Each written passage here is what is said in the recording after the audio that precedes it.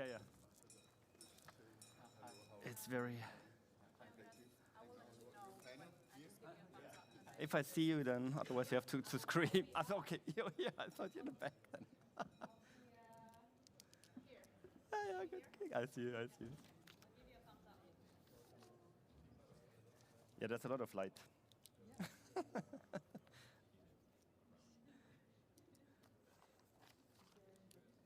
No, that's some.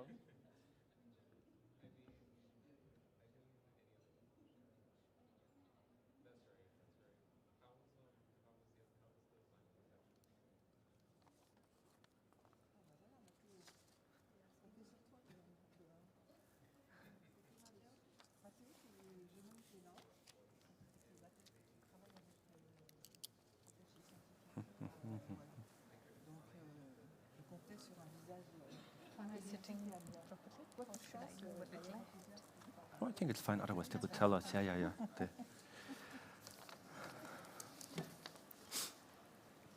Yeah, it's very... Oh, okay. Good morning.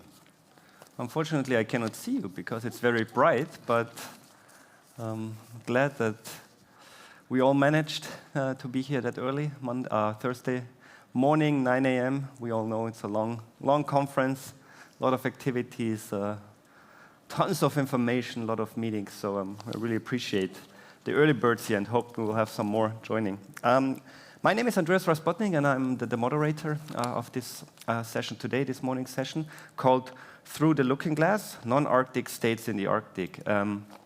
So pretty straightforward. We'll talk, of course, about the Arctic region and what's happening in this region and what has happened and what will potentially happen in the future, both from a policy governance perspective, with people that may have not thought about the Arctic when they started their political career or diplomatic career, but now they do.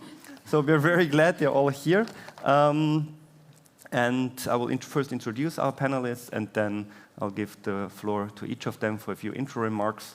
And then I have some follow-up questions, but obviously this is a conference to have dialogue and to meet and mingle and learn from each other. So if you have any questions afterwards, please raise them.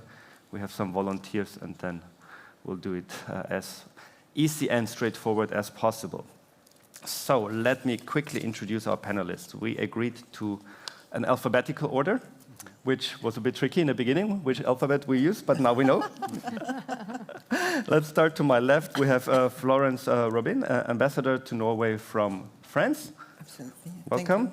To my right, and now it's going to be super difficult, we have Soumya Chandrasekharachari. All right.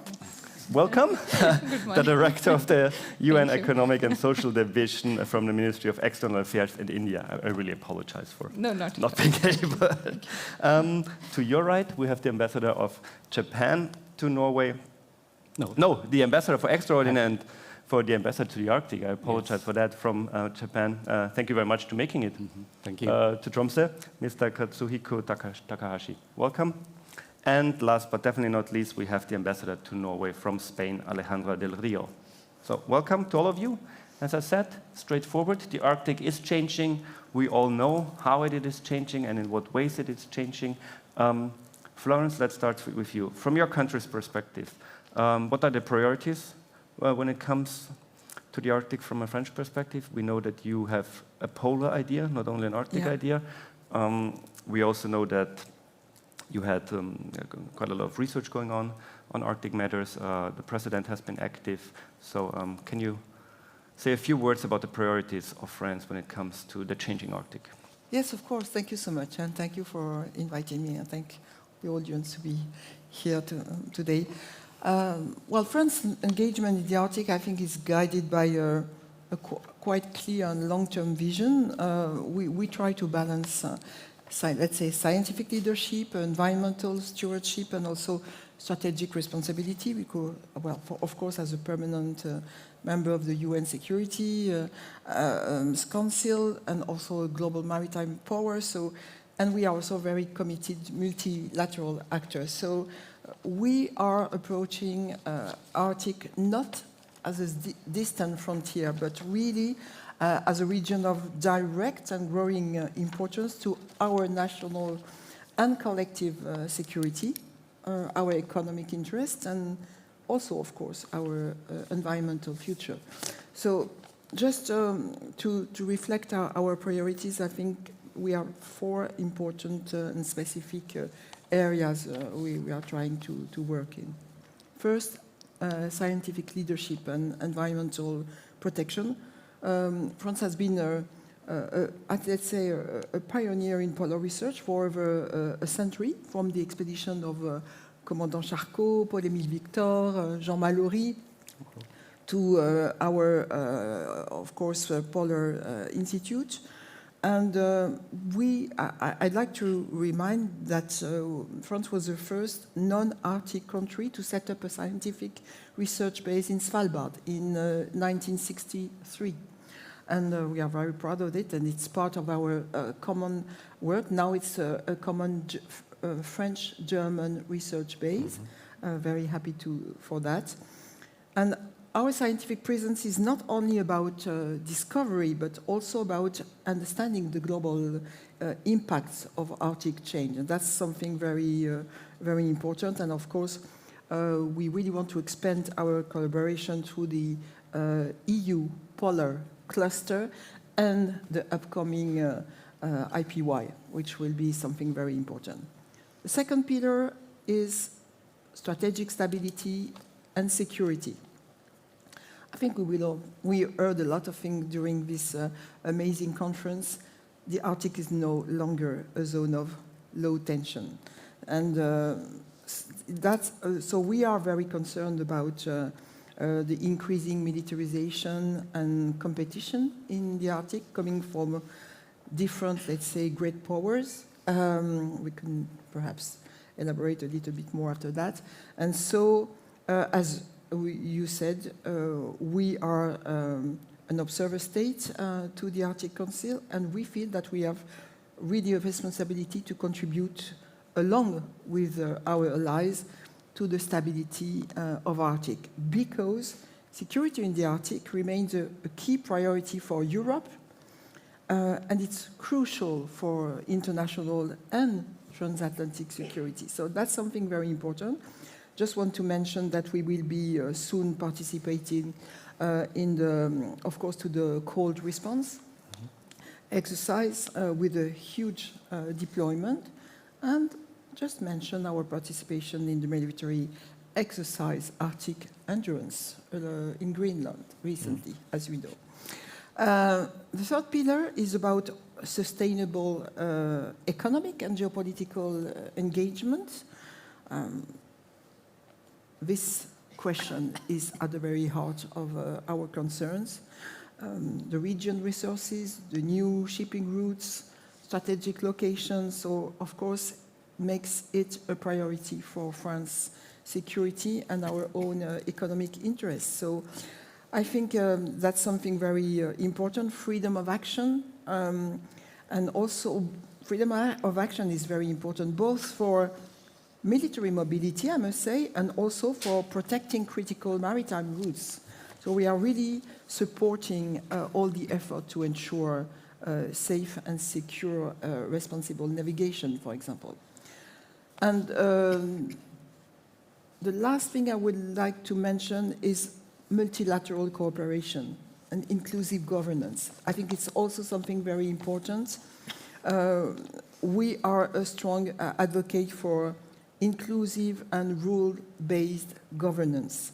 That's something very important. So we are supporting EU Arctic strategy, and we are really pushing for, let's say, greater cooperation between Arctic and non-Arctic states, especially, of course, in climate actions, scientific research, and also indigenous rights. I think we can be helpful even in these very specific subjects.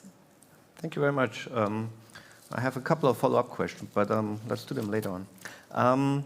Next on my list, we'll move a bit away from Europe. We go to India. Obviously, India always had a very strong Antarctic focus. Yes. I myself have been in Goa once at the Indian Polar institute, which was very interesting to hear about the Antarctic history.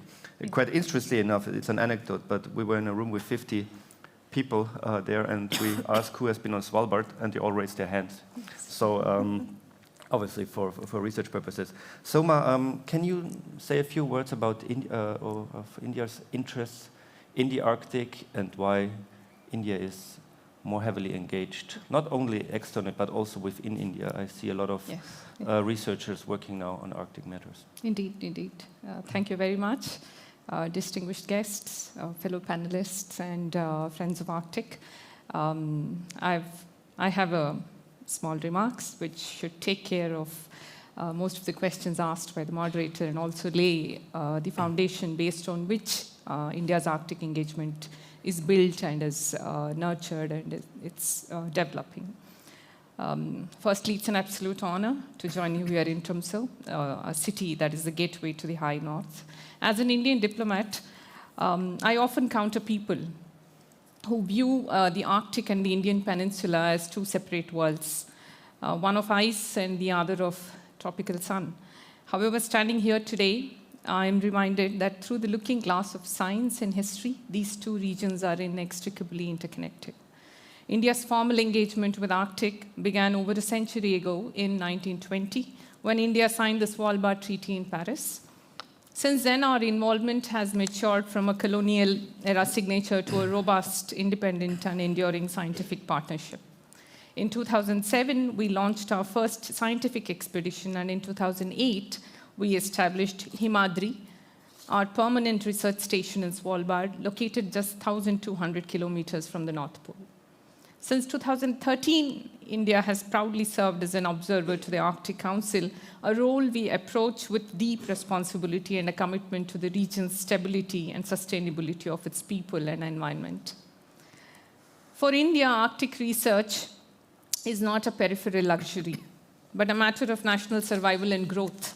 The Arctic is not just a barometer for global health, but a direct driver of the Indian monsoons.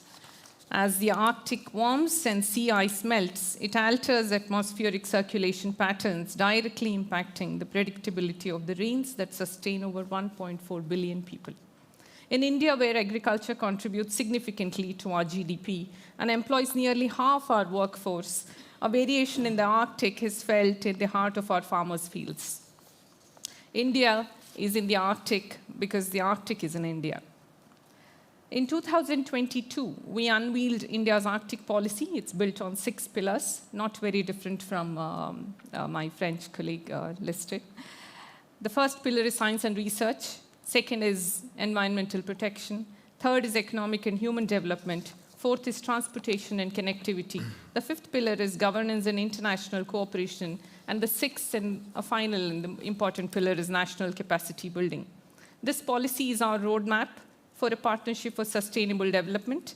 It has enabled us to adopt a coordinated, a whole-of-government approach that brings together relevant ministries, scientific institutions, specialized agencies under a unified framework. During the discussions, I'll be very happy to share further details as to what has been done in terms of actual, tangible initiatives since 2006.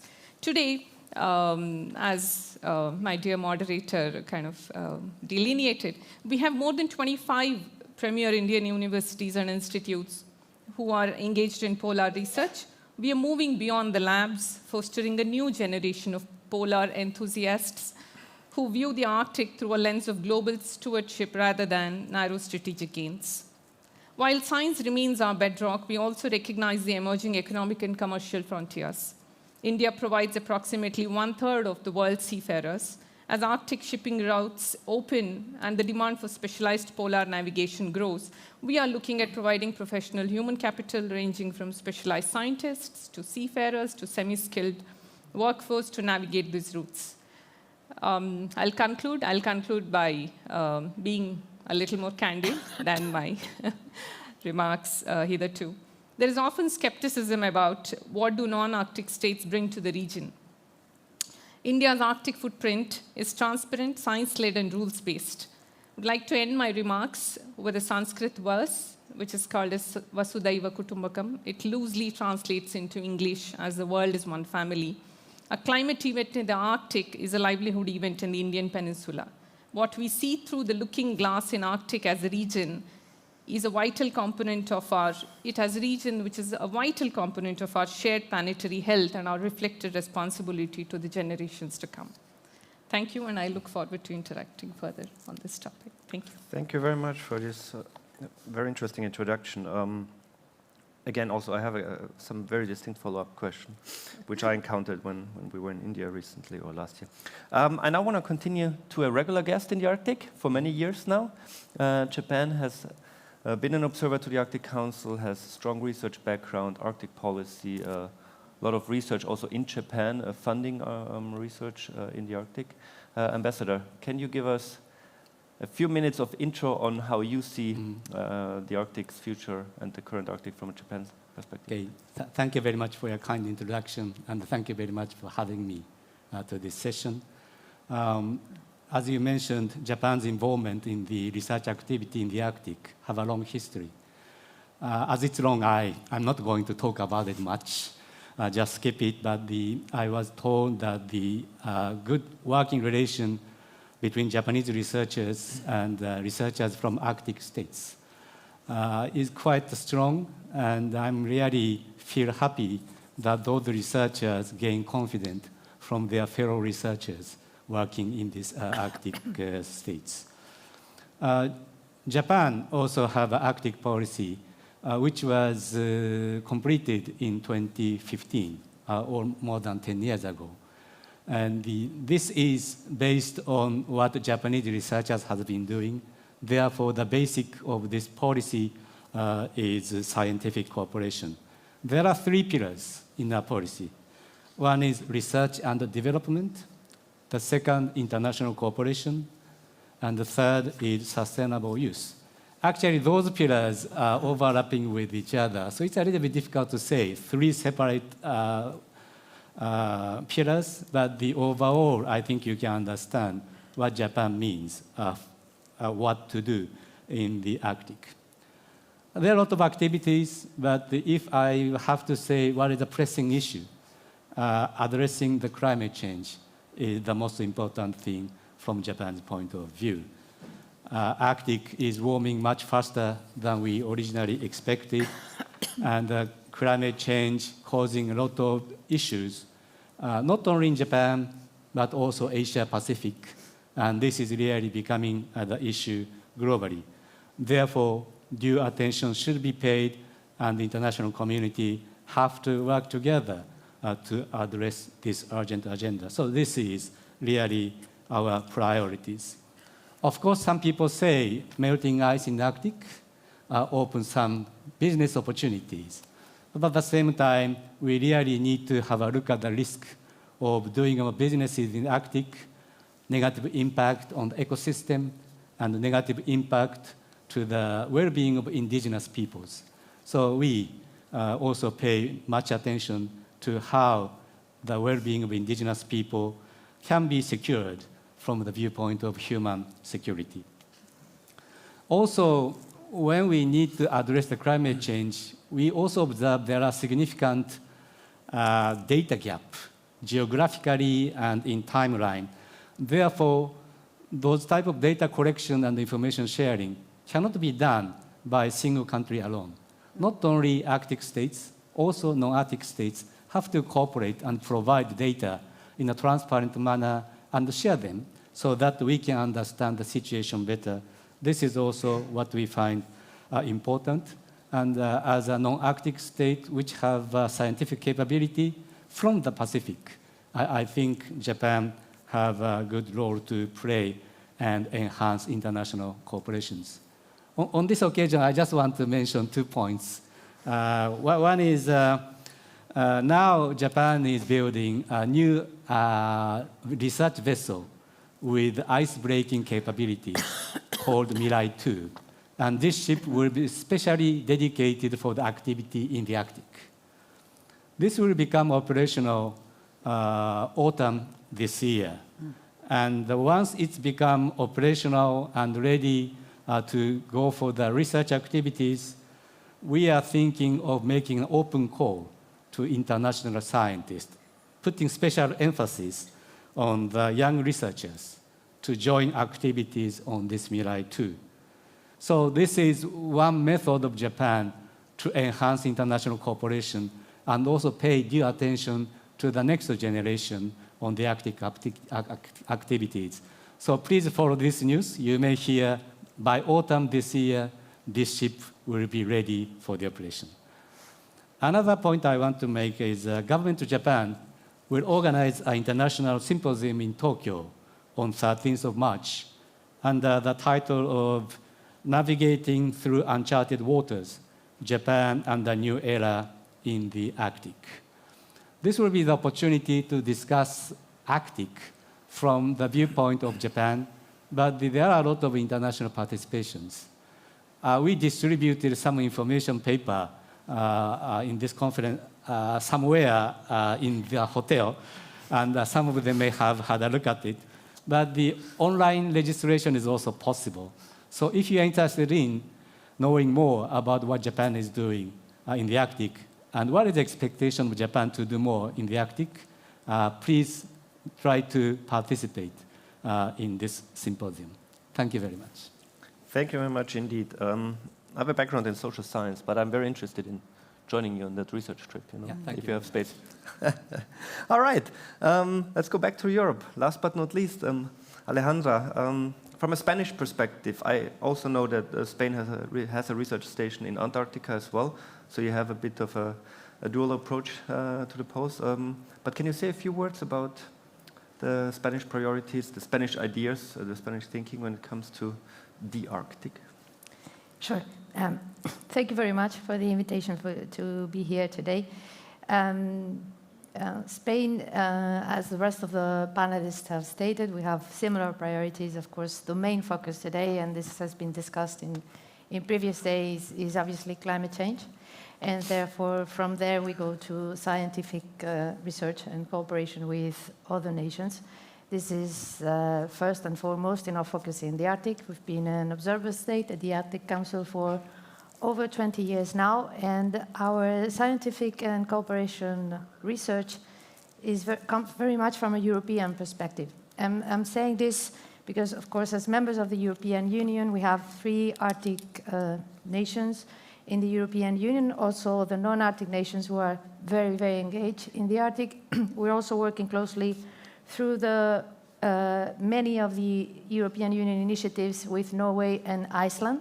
And this is very helpful to the Spanish model in the Arctic. As you said, we have research stations in Antarctica, but we don't have research stations in the Arctic. We operate with our oceanographic ships, but also mainly in collaboration with others, and naturally we tend to work together with our European partners. It's a model that has been proved to be cost-effective, that has been proved to generate synergies, and it's also a model that allows us for some flexibility.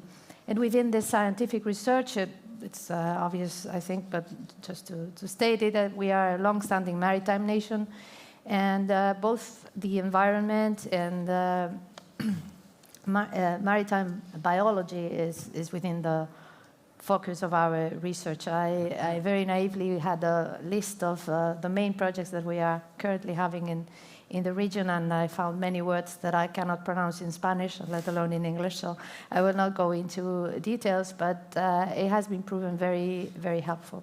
And we also are hopeful that we are bringing a lot to the table, because for Arctic nations as well, to understand many of the changes and transformations that we are undergoing, migratory birds or species, for instance, it's also relevant to count on non-Arctic states.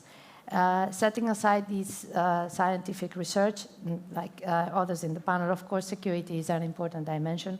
We are members of the Transatlantic Alliance, and therefore we ally to 7 of the Arctic nations, and as mentioned by others, by my colleague from France, but also the Prime Minister of Norway was getting into it yesterday. The High North and the Arctic have both been in the agenda of the Alliance for a long time, and we are participating in quite a number of initiatives and exercises as such.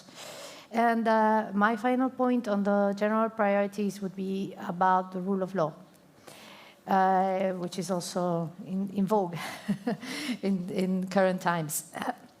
For Spain, respect for UNCLOS is crucial in the Arctic and all across the world.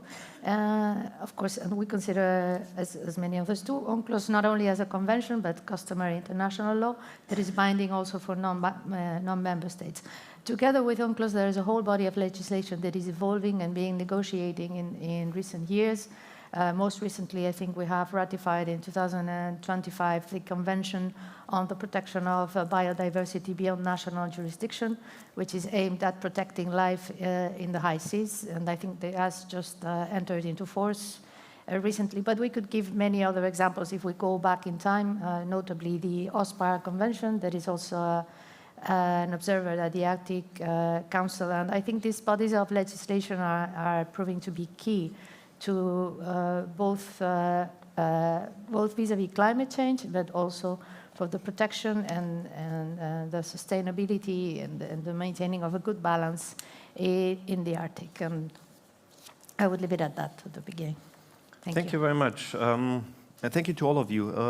As we have heard, there's a lot of overlap, obviously, in the various states' approach to the Arctic. We have heard about scientific leadership, strategic priorities when it comes to research funding, environmental protection, the rule of law, multilateral fora to work together when it comes to increasing or keeping stability in the Arctic, however you want to frame it. So based on that, I have a couple of follow-up questions. Maybe I start with one, not sure if it's uncomfortable for diplomats, but Alejandra, you alluded to it. You know, we all have different perspectives about, when it comes to the Arctic. We have a different starting point. So maybe I start with the Europeans. When you think about the Arctic, when a French or a Spanish citizen thinks about the Arctic, you know, looking at the map, you know, what is the first we have in mind is Northern Europe, Iceland, Greenland. How much do you think about the other side of the Arctic, you know, the Bering Strait, Alaska, Northern Canada, in your policy, in your ideas about, you know, Spanish and French involvement in Arctic affairs? Because, again, we have a bit more of the European approach to it. Well, I think the European aspect is, of course, very important. We are very happy and lucky to be part of, let's say, European Union or the European continent on a large scale. And I think it's really a strength because we are a lot of things in common and a common understanding of our duties and our rights. And as Alejandra said, my Spanish colleague, we have the same values, and that's something very important. I think it's really the basis of our common engagement. But of course, we are able to understand that Arctic is important not only for Arctic region, but for the whole globe, for the whole the global Earth. And it's not possible for one country to, as my Japanese colleague said, to think alone about Arctic and the consequences of what is happening in Arctic.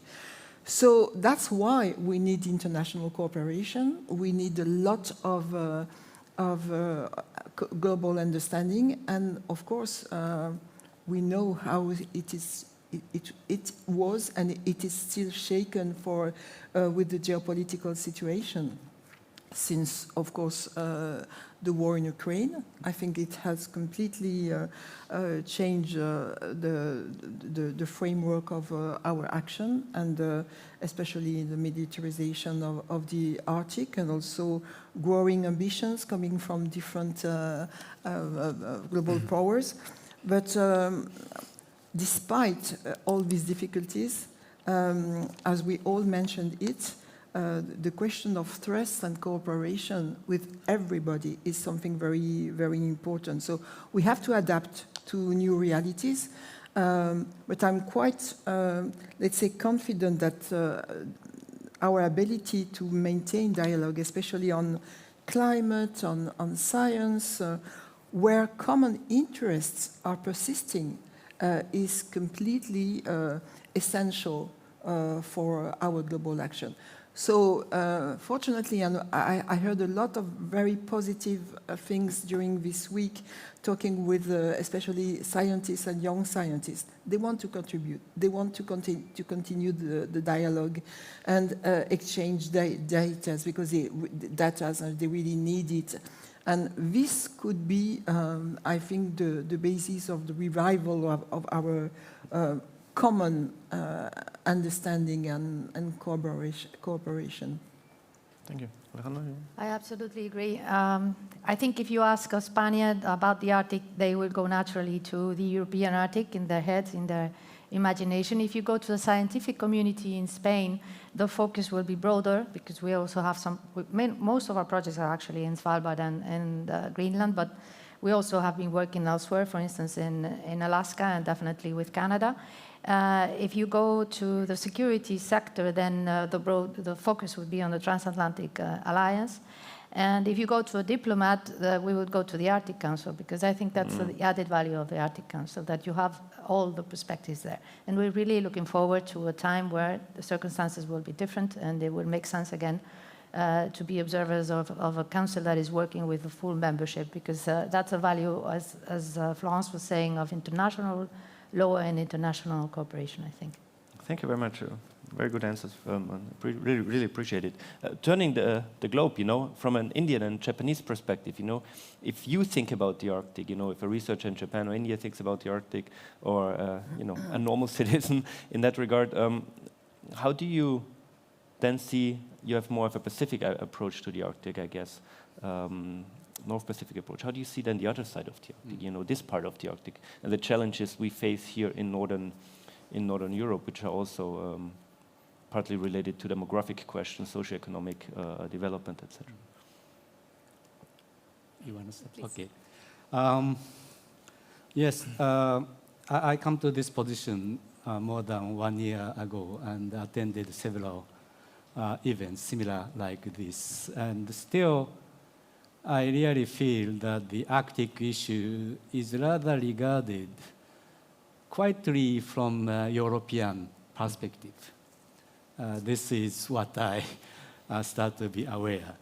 But at the same time, as I mentioned at the outset, climate change is the issue not only for Arctic states, but also the country in Asia Pacific and all the international communities. Therefore, what we do is, I'm not saying representing Asia, but at least how we see each situation from the Pacific and make it known to the European audience. This is very important thing. And for example, the hurricane which struck Japan shifted up to Alaska and started to cause a lot of damages. And this is a result of global warming, because we didn't see such a phenomenon maybe decades ago.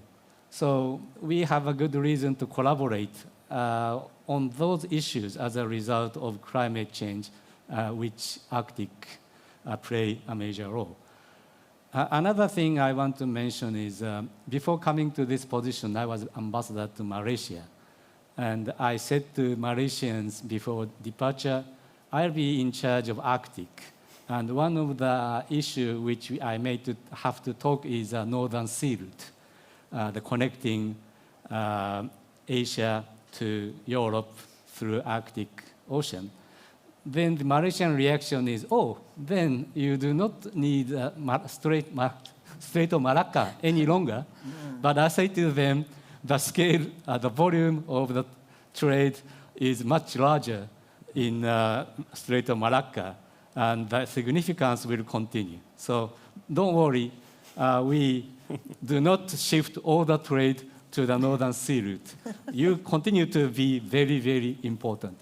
This is really the issue. I find out that simply talking about the Northern Sea Routes, connecting Asia to Europe, causes some other understanding from the people in the South. So this is not what I want to see. Arctic issue should be the issue for the international cooperation, And we should welcome everybody who want to contribute to solving this issue. And of course, the rule of law is very important. But I think we really need to mobilize something to create the formula which facilitates the participation of international community who are a bit far away, even further away from Japan. So this is what I'm thinking after assuming this position. Thank you very much. Suma. I completely concur with Excellency from Japan's comments and observations. Coming to how do diplomats see, as a diplomat, it's part of my responsibility to look at all facets of Arctic, observe them, appreciate them, and also help my country, leadership, agencies and ministries appreciate the same sensibilities and look at opportunities and also the obligations that come with opportunities. So in that sense, we look at all facets of Arctic, be it social, cultural, the climate, the science, the geopolitics, the stability, everything. The world is watching and so are we. But when you come to, if you want to condense the argument to why is India interested in Arctic, there's absolutely no doubt in that. It has to be science, and it is the climate change, the teleconnections between the Arctic and the Indian monsoon. As I mentioned, it's very, very vital to India's growth, to the agriculture of India. It has direct and serious implications. So from there, the engagement has branched out to several other aspects. But the foundation stone is still the same. And as a diplomat, my understanding about Arctic gets much more refined when I see Arctic Council. And Arctic Council is a stepping stone wherein we understand and appreciate what should be our responsibilities and obligations and what are the risks and opportunities involved in this. And coming to Ambassador Japan's remarks, that yes, all interested parties who can bring value to this discourse and to the scientific inquiry should be welcomed. And India has proved its intentions and what it can also bring to the table since over 50 years. So I don't think so there is any doubt in that. Yeah.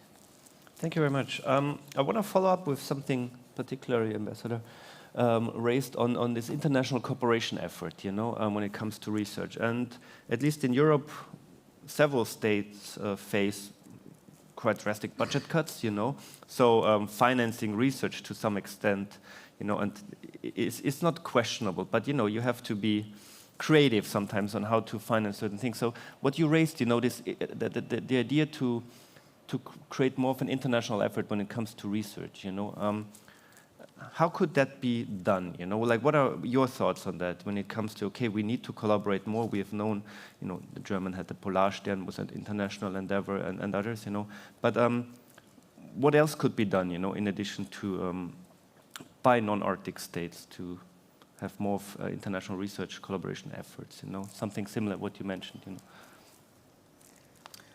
Well, whoever wants to go first. I don't know why you are looking at Okay. me, Alejandra. Let me have a go then first. I think, first of all, I would point out that we have gone a long way. I know that it's never enough, far from enough, and these are trying times in terms of budget. But for the generations that were born long time ago, programs such as the ones that we have now in the European Union, such as from Erasmus to Horizon Europe, really have provided outstanding opportunities, and they have changed the way we think about science, and we can see it now. Right here in Norway, we have an association of Spanish scientists. This is possible thanks to the European Union, because it has fostered a different culture and the possibility of traveling, etc., etc. But it's not enough to pool the resources. About that, we will have to keep following the strategies that have worked well in the past. And it's not only dialogue and science diplomacy, but it's also getting together the public sector and the private sector and finding partnership opportunities between them. And another notion that has been mentioned in these past few days, and I think that resonates with all of us, we have to avoid relying on one source of financing. Absolutely. This is a huge mistake. We have to be resilient, and to be resilient, you have to diversify, and that means that it's better to have different sources, even if it's more difficult, more bureaucratic, more cumbersome, but at the end of the day, it's more sustainable. And it goes a little bit to the model that we are exploring now in Spain of engagement in the Arctic, which is not necessarily to come on our own and to do our own research, but to work in collaboration with others, ideally universities, private sector, public sector from different countries. I think it can be helpful. And I just want to add something, because I totally agree with you're saying, and I cannot do better. I just want to say that we have a responsibility also for raising awareness in the public sphere. How are you? Are we talking to our public, to our civil society about Arctic, but not in general about science, about the role and importance of science? Come on, it's getting more and more challenging. You have crazy ideas everywhere, and that truth could be depending on your own view of the planet and so on. No, that's not true. That's not the way things are really working. And so we should not be shy on that and say very directly and frankly that there is a difference between facts and opinions, between truth and non-truth, even lies. And that's, I think, is very important, and we shouldn't be too diplomatic on this very difficult issue. I very much agree, particularly also from a European values point of view.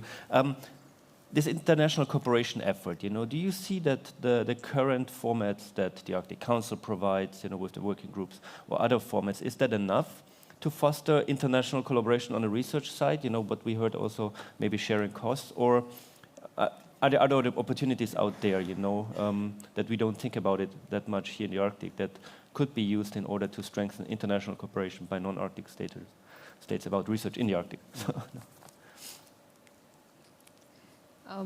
Back home, India is from your visit, I'm sure you will agree with me, it's a very knowledge-based society. Back home, there is no problem in, proving that science triumphs over opinions or any other, speculations. We don't face that problem much. Also because of the demography, it's almost nearly half of it is our people, our youth who are into universities and schools and into colleges. So we don't face that problem as much. And in terms of budget outlay, or convincing people as to this is what is important and this will, this will reap benefits in the long term. On that end also, we don't see any kind of skepticism or a pushback. In addition to that, what we are seriously looking at is fortifying bilateral relations with all the Arctic states and with all the non-Arctic observers, wherein we can look at very tangible, time-bound initiatives wherein we can cooperate. And in terms of funding, yes, the international cooperation at both, we call something called as bilateral, plurilateral, and three like-minded countries coming together and cooperating on a set objective. We are looking at various combinations of such nature. For example, with Japan, with South Korea, many things are already in motion. So in that end, I'm very, very hopeful, and I think we are quite comfortable with what we have set as targets. These are not very big targets, but quite ambitious targets for a country like India, and we will be continuing on that path. Be it our interest and our commitment to this will not be dependent or incumbent upon any other like-minded country coming or not coming. It's independent, and if people are interested, if they want to join hands, and we'll be more than happy. Yeah. Ambassador? Yeah. Thank you. I think Japan became the observer of Arctic Council 2013, and even before, Japanese researchers participated in all the working groups under the Arctic Council. Therefore, at least I can say what Japan is doing with regard to Arctic research. It's mainly together with Arctic Council members and Arctic Council as an organization and the working groups. I do not hear any complaint. And there is a system inside the Arctic Council to listen to the opinion of observers through several fora and meetings. And communication is quite good. So I think the Arctic Council continue to be the reliable base for our Arctic activity.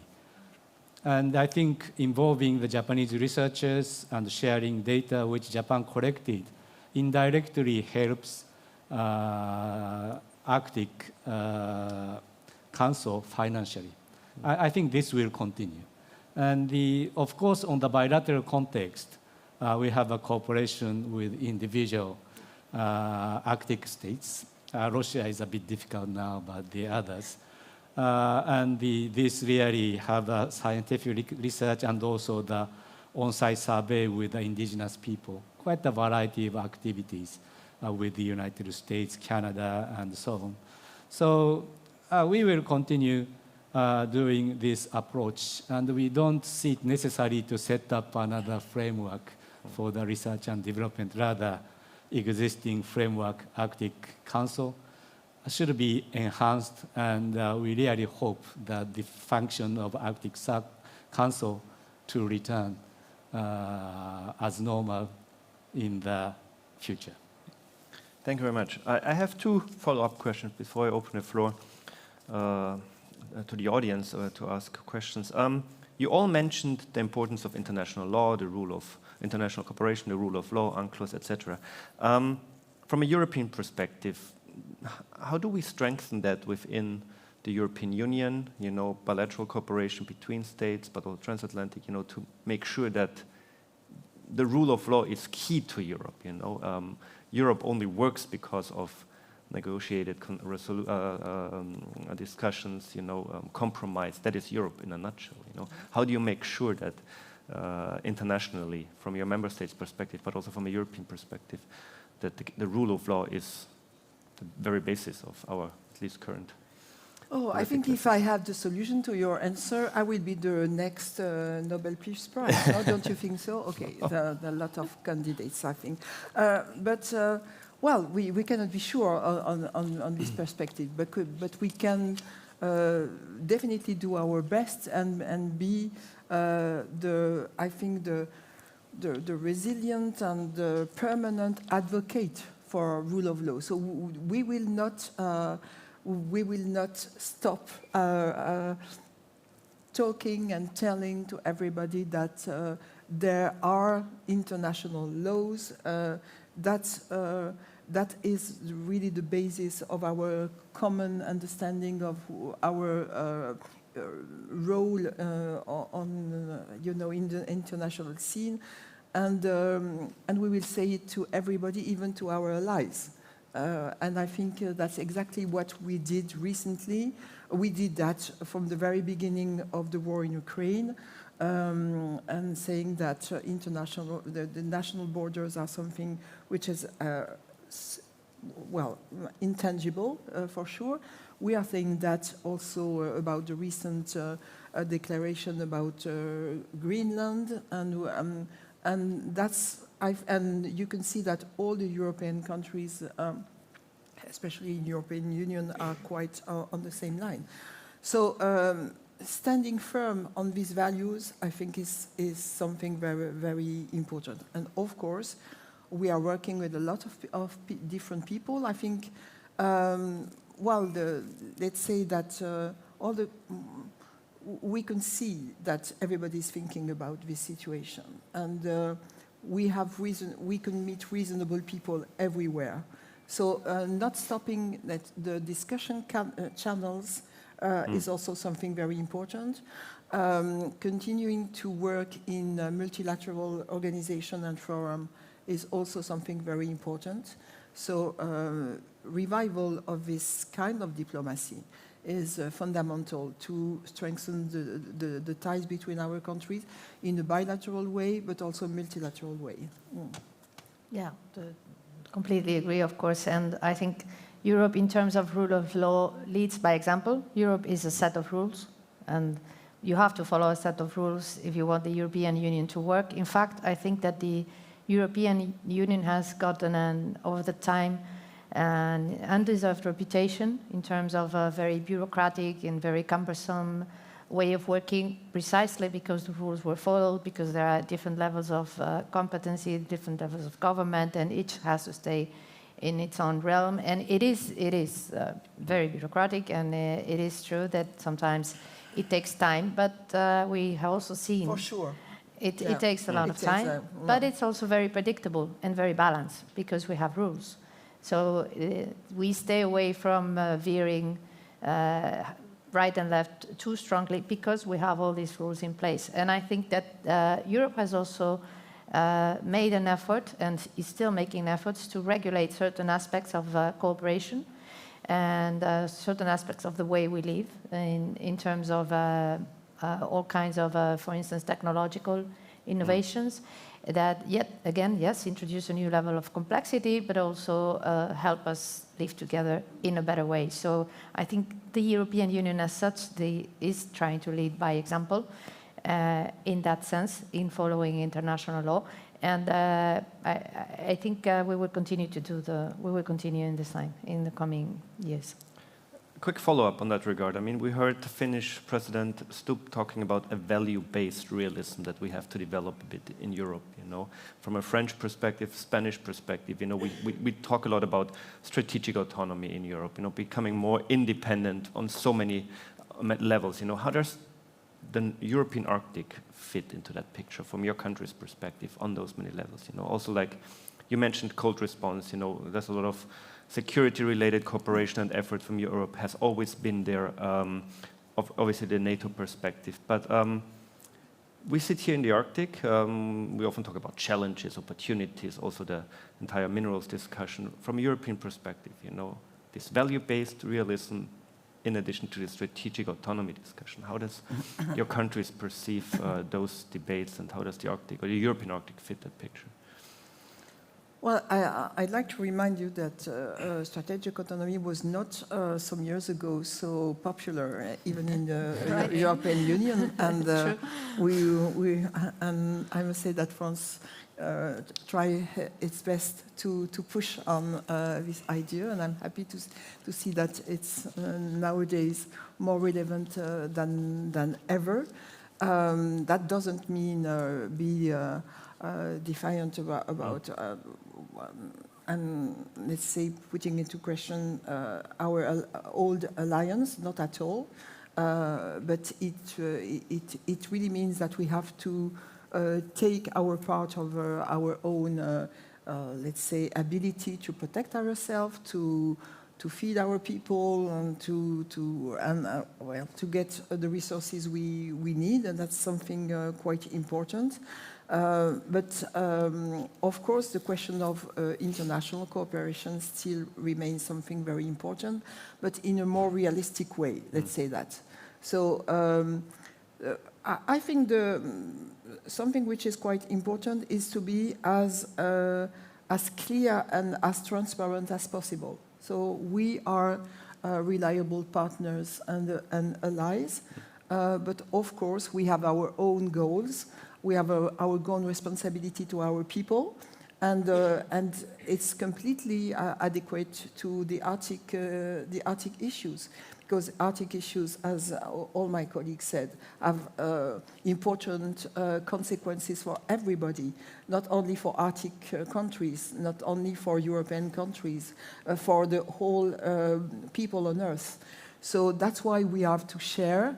You know, and to say very clearly what are our goals, what is important for us, and sometimes what are our red lines too. And I think being transparent is also the basis of a good cooperation. And so, but that means that we have to I think, to rebuild confidence measures, and multilateralism is the basis of that. But the question of our own security and clear rules of engagement is also something very important. And maintaining also communication channels is also something which we really intend to do and to rebuild if it's necessary with all our allies and friends, for sure. You mentioned President Stubb, and he's an president of an Arctic nation, of course. When he explains about values-based realism, I think what many of us hear is balance, once again, as Florence was saying. So balance between protecting interests and balance between sticking to our core values and respect for international law. And I think this, in this conference, you see conversations going round and round all the time about the same issues. In the Arctic, there are interests, of course, for Arctic and non-Arctic nations, but there's also respect for international law. And this is what most of us are advocating clearly for this, because as middle powers in the world, the perspective has to be balanced. And the more balanced, again, the more sustainable. So yes, tackling climate change, but at the same time, respecting the law of the sea, or tackling climate change through the law of the sea. It's a question of balance. Thank you very much. Really appreciate your honest answers here. From a Japanese and Indian perspective, strengthening international cooperation and upholding the rule of law. Now we heard the European perspective, middle powers, value-based realism. What are your thoughts? What could be done better or more, maybe outside the Arctic in multilateral fora, to make sure that? Yeah, thank you. Maybe some of you know that Japan is promoting the concept called free and open Indo-Pacific. This is to secure freedom of navigation, rule of law in Indo-Pacific. But I think when it comes to Arctic Ocean, the similar principle should apply. Of course, navigation is not yet open, but I think the similar type of approach can be done to the Arctic Ocean. Of course, primarily, UNCLOS should be applied. And at the same time, we also have a good example of international agreement to regulate fishery activities in Central Arctic. This is agreement created with a negotiation of stakeholders, even including Russia and China. Japan is a member also, to set up a moratorium to avoid irregular fishing, if I understand correctly. So I think this type of new legal framework is introduced in the activities in the Arctic. So this is really work as a good example. Of course, as ice melts, the economic activity near and in the Arctic Ocean will become more active. And I think we really need to be prepared for it to happen in the future. Actually, United Nations also start to pay attention to these type of issues. And a lot of people know Sustainable Development Goals, which was put into effect in 2015. The goal is valid until 2030. Now in New York, they start to discuss what will be the next development goal we call post-SDGs. Already, current SDG have an ocean as a goal, but I think based upon the change of the international situation, there should be some new perspective to be injected in this ocean goal. And I think it's quite natural to consider Arctic Ocean also in the scope. Therefore, a lot of discussion will happen over ocean toward 2030. And I think it will have some impact on the discussion, the preparation of International Polar Year. 2032. So I think this type of discussion will benefit. What type of new legal framework will be necessary for the maintenance of Arctic as a stable and peaceful area, which can be good not only for Arctic states but also non-Arctic states. So I think Japan will engage in this type of discussion, because otherwise, yeah, we will continue facing a lot of challenges. Thank you. From an Indian perspective, I mean, Yes. we'll see more Arctic debates about international law, the rule of law, and then related to the Arctic, also outside the Arctic? Certainly, yes. And regarding rule of law, India has been a beneficiary of rules-based international order. We've grown benefiting from the order. We see hope. The number of people who we have emancipated out of poverty is a striking example of that. We are committed, we'll be committed, and then I think the best way to propagate rules-based order is being committed to it when it's convenient or when it's not convenient. I think in there, I don't see any doubt. And in terms of does Arctic need any additional instruments or any additional thinking, I believe all necessary ingredients are already there. It's just a matter of being committed to it and standing your ground, even when it's inconvenient or when it's, irrespective of convenience. I think that's the only way out instead of coming up with newer architectures and newer layers. I think Arctic Council does a splendid job. Arctic Council is it's in terms of a French philosopher, Jacques Derrida, it's a deconstructed concept of, a sovereign nation sitting and indigenous group sitting on an equal footing and, observers sitting. And it's almost like a social experiment. I think there is no need of, an extra layer or an extra architecture other than that. And it's a striking example. And then I think we should work as much as hard as possible and cooperate to sustain and to nurture and to preserve what is already in the present. Thank you. Thank you very much. I fully agree. I mean, international organizations come and go if you look in the history, but you establish something, Yes. and you demolish it and you try to re-establish. That takes another extra step and another extra effort that is a generational maybe.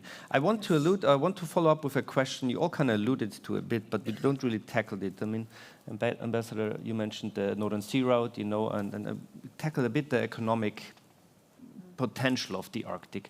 And again, for those who have been following Arctic matters for a while, we often talk about the economic potentials, but they're sometimes hard to grasp because it is a complex world, and cost efficiency, feasibility all comes into play, demographic questions up here. I don't want to talk too much about what are the opportunities. I more wanted to maybe hear from you, what do your businesses think about the Arctic as an economic source? Is there a lot of discussion among industries in France, Spain, India, Japan about the opportunities? If so, what kind of investments have been taken, or what kind of challenges have we seen, or do you see that your industries face in investing or being interested in whatever kind of Arctic resource, or because you have industries up here already, so it's like, is it collaboration with existing ones? Is it regulation maybe on a European perspective, or is it like, I guess for Japan, similar to North Korea, it's a lot about shipbuilding? What are the economic interests from a business perspective in your respective countries? Well, I think, of course, they are very interested in, but it's quite a fragile and difficult environment, and so they don't really see where everything is going, and of course, because of the geopolitical situation, you cannot just enhance the question of economic interest without regarding what is happening in the geopolitical situation, in environmental situation. So and as Alejandra said, it's also a question of equilibrium and balancing between different interests. And so we can see that there are, for example, as we all know, very important interest coming from some great powers for energy and mineral supplies. Okay, that's one thing. I think the country from European Union, we are balancing between a lot of economic interest, for sure, and our companies are very interested in, but also environmental commitments. So how can we navigate, let's say, that between this difficult and sometimes quite opposite interests? And the private actors are part of the issues. I think shipping, tourism, fishing, and they don't have the same interests, and they are also adding pressures on governments. So it's quite a difficult equilibrium to find the right path between all these different interests. And that's why we need multilateral bodies to think about it. We need the Arctic Council, because we have to take into account all these different interests, and not only the economical one, but also the environmental ones, the geopolitical ones. We are in the middle of this new area, and yeah, a lot of work to do. Alejandra, you also mentioned the ocean perspective that Spain has in ocean industry. Like, what can you say about Spanish industry? Yes, that's very interesting, Andreas.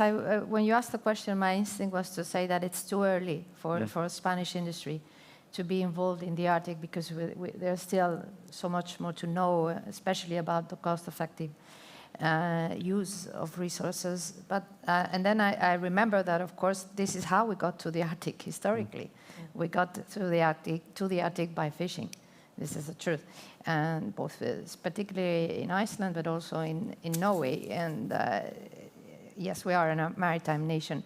I would say that if you set aside fishing, which is of course within the realm of the European Union, and then you set aside maybe the airspace industry, where there is some involvement already because of satellites, because of navigation, modern forms of navigation. They're very interesting projects that we are delivering right here in northern Norway about how to land a plane without a person sitting on a tower, with a remote control tower, things like that. This is happening already, but I would say, so it's the very old projects, fishing, the very new technologies, and barring that, that's the exception. The rule is that it's still, I think, too early to talk about a business approach to the Arctic, at least from the Spanish perspective. Thank you. From a Japanese-Indian perspective, you know, the business industries in your country? Yes, I think Japan's business interest at this moment is natural resources, critical minerals, and the Northern Sea Route. Of course, when it comes to the energy, there are a lot of LNG on the land of Russia. But of course, under the current political circumstances, we cannot do business with Russia as we used to do. But on the Alaska, there is also a project of LNG projects discussed, and I think the major outlet of this LNG is on the side of Arctic Ocean of Alaska. Therefore, if this type of project materializes, the Japanese company may be involved, and need to see how those LNG will move from that place to Japan. So this is one of the businesses which were discussed. When we talk about the Greenland, of course, always there is a discussion if Japanese companies are interested in doing business on rare earths. I understand Japanese company are interested in it, but I don't hear specific move from the Japanese business at this moment, just following what is a potential and if there is economic viability to go into the business. For Northern Sea Route, actually, Japan will benefit more than the other Asian countries because we are nearer to Bering Strait. But at this moment, I can say the situation of ice in the Arctic Ocean is still very much unpredictable. And there is always a risk of accidents and so on. So shipping company is not that interested. And also Japanese insurance company also hesitant in going into this type of businesses. So my impression for Northern Sea Route from Japanese point of view is this may be mid-term target, not short-term target. And we're going to continue following the environmental situation of Arctic until we find it's really a feasible, commercially feasible passage to make trade between Asia and Europe. Thank you very much. Yeah, my response will not be very different from Excellency Japan's response. In terms of, if you look at the academia and research, we will be fortifying much more. In terms of business and industrial opportunities, yes, we will be guided by sustainability of it. And it's still, frankly speaking, it's at a nascent stage. So for the business and industry to get excited about it, there needs to be a lot more things in place for that to happen. And in terms of, I think India occupies a very unique position in terms of having good relations and very forward-looking and long-standing relations with almost all the 8 Arctic states. So we do occupy that very unique position, and back home, how much of it we will be able to benefit from it also depends on the absorption capacity of the Indian economy itself. But we are pegged to growth in the coming decades. So we will be looking at all the opportunities, but very, very mindful of our obligations and the risks involved in it. And for example, Excellency mentioned about the Northern Sea Route. In terms of preparation for that, at the bilateral level, we have something called as Chennai to Vladivostok connectivity, which eventually is planned in a way that it eventually connects to the NSR.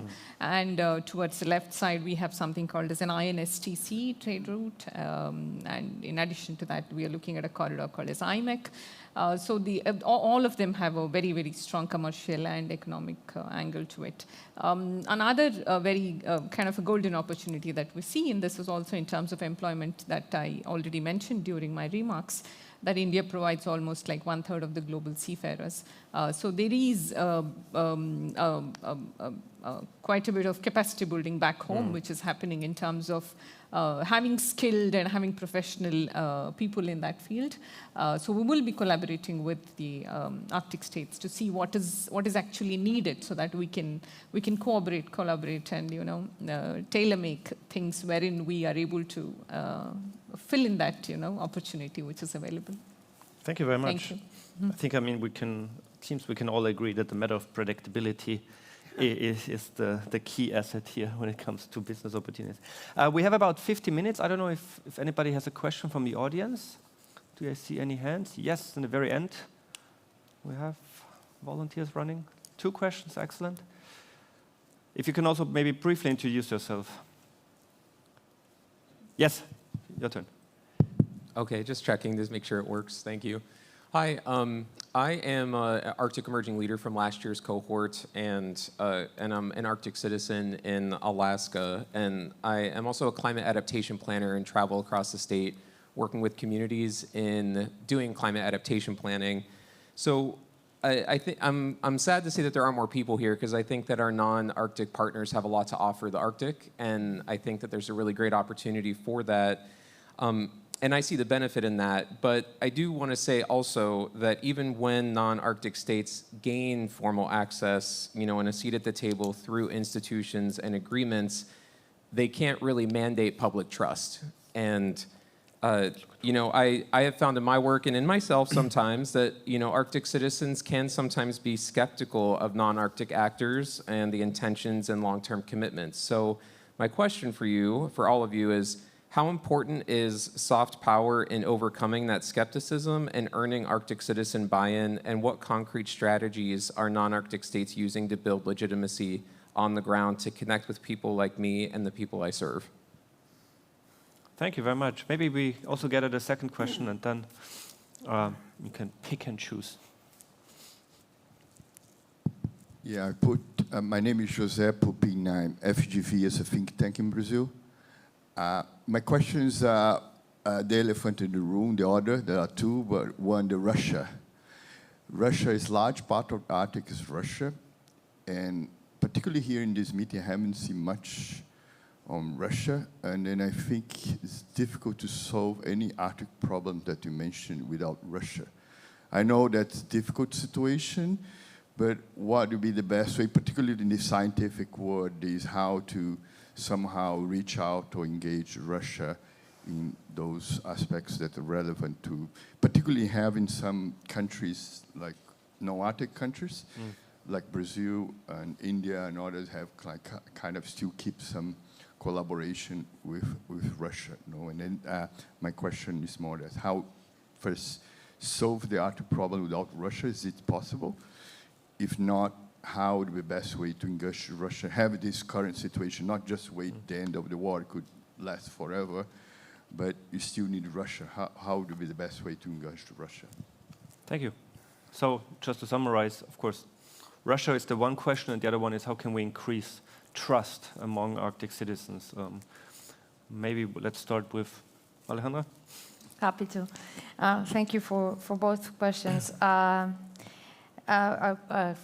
The question from Alaska, that it's very interesting. I think it's how do Arctic nations perceive us at the other side of the looking glass? A few months ago, we had a presentation of the Arctic priorities of the Arctic presidency by Denmark in Oslo, and our colleagues, there were different colleagues from different Arctic nations there, and they were saying that non-Arctic nations have FOMO about the Arctic.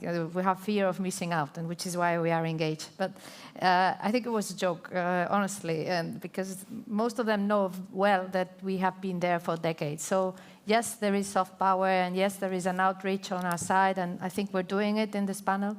We are communicating what we want, we are being transparent, and we are explaining about research.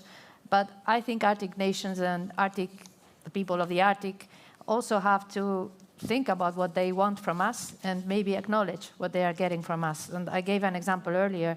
If you are studying the changes in the migration birds, or if you're studying changes in the patterns of the way fish and whales move throughout the Arctic, you need other nations. This is not going to happen without the rest of the world. So to understand the Arctic, you also have to look at the rest of the ocean. It's obvious. I mean, this is all self-explanatory. So from my perspective, yes, soft power is needed, but reality also will have some weight on the ground.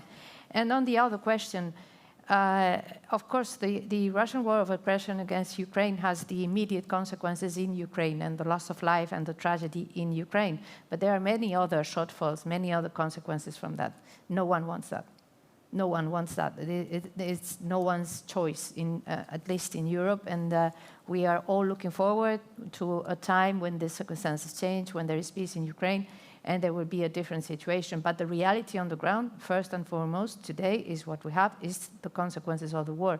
First for Ukrainians, and then for those of us who are supporting Ukraine. And unfortunately, there are many, many consequences, direct and indirect, also in terms of public funding, of budgets, of defense, et cetera, et cetera. It's unfortunately not our choice. It's the reality that we have to deal with. Thank you. Florence, you want to? Yeah, I couldn't say more than Alejandra did. I think it's quite important to understand that we are completely part of, I think we are part of the problem and we are part of the solution. That's the most important thing, all together. And nothing, I remember Prime Minister Störe saying, nothing in the Arctic remained in the Arctic. That means that non-Arctic states have something to do, but also something to bring to Arctic countries. So we are in the same boat, which is the global Earth, and that's something very, very important. So and especially, talking about science cooperation, nothing could happen without the, I think, the international scientific cooperation, and it was obvious among a lot of workshop and panels in this conference. So talking about what is happening, I think in the consequences of the war in Ukraine and the Russia aggression, yes, I think it has completely changed the framework of the situation, because it has replaced cooperation with competition and aggression. So that's something which is completely shaking all the perspective we have. But I think there is a possibility of returning in a way to the level of cooperation we really want, but it cannot be without addressing the root causes of the current tensions. And so I think that the Arctic future really depends on our ability to rebuild trust and to adapt to this reality. So we have to create, in a way, new frameworks for dialogue, but not new institutions, as you say perfectly. We have the tools, and the Arctic Council is something very, very important. So interesting also to see that scientific cooperation is continuing in a way and must continue regardless the political consideration. And that's something very important. So, yeah. And, okay, dialogue is something important, but also deterrence. So that's why we, for example, we are really supporting NATO dual approach of readiness and also deterrence, combining with open channels of dialogue. That's something important. Dialogue, but deterrence. Thank you very much. From an Indian perspective, I guess you have a different... Can I take that question? Yeah, for sure. Yeah. I'm very glad that that question was asked, because it's very, very central to how we engage and look at and invest intellect and science and all these things into Arctic. We're looking at newer synergies. For example, traditional medicine is a very refined science back home. So we are looking at collaborating with indigenous communities in the realm of traditional holistic medicines. And back home, a close corollary to the indigenous people is something called as tribals, which is exactly not a very similar comparison, but the closest that you can come to are tribals. 8% of Indian population are tribals, with very unique customs, unique practices, and we've been fairly successful in not assimilating them, but in terms of integrating them into the main society. So there we would look at, there are a lot of hope and potential to collaborate. And yoga is part of the traditional medicine, in the holistic medicine realm. I think in terms of how Arctic countries perceive non-Arctic countries and what we can bring to the table, it's only open dialogue of what we expect from each other. That's the only way out. And I completely agree with Ambassador Alexander when she says that we should be very open. We should acknowledge what is being given and what's being taken. It's only based on that higher levels of cooperation can be built. And for Arctic, it's such a fascinating golden opportunity. It's your time. I think you should be open to collaboration with all possible partners who have their intentions and who have their objectives clear and wear it on their sleeves. It's not time for skepticism and, to close. It's Arctic time, and you should be welcoming all of us with open arms. Do you also want to tackle the Russian question? Because I guess from an Indian perspective... I thought you will spare me from that, but I'm glad. Yeah, I'll be happy to answer that question. As I've already mentioned, India, I think perhaps is one of the very, very few countries who've had and continue to have very long-standing and forward-looking relations with all the Arctic states, including Russia. And we, as I said, Arctic Council is a perfect platform. It's like one of those, and as I said, it's a fascinating social experiment, and I really root for that it succeeds, and I think that it's a way out of the quagmire that we've fixed ourselves into. And in this, I will actually be guided by what the Prime Minister of Norway himself said, that there is no friction in the Arctic because of any particular, nation state as of now, and I think we should maintain that. Yeah. Thank you. Thank you. Ambassador Takahashi. Yes, thank you. Both of the questions is very important, and on the issue of how to gain trust from indigenous people when the Japanese company go in, I think there is no quick solution. Japanese company is not that big, so when they go into the area, it may come with a local company, but in the end, I think we really need to communicate with them openly, explain our intention, and gain trust. I think this is the only way forward. When I went to Alaska, one indigenous lady came to me, and she explained for a long time that she do not want to see those foreign investment to come into their homeland. So we are fully aware of this type of sentiment, and we really need to address this issue. We know the sensitivity, and we encourage Japanese company to engage in trustworthy manner in this regard. And on Russia, I think this is also, we don't have the easy solution. I think lack of information coming from Russia with regard to Arctic is really a big source of concern. And the only thing I think we should do is to keep the way to revitalize the channel of communication among the experts in the Arctic Council once the situation becomes conducive to do that.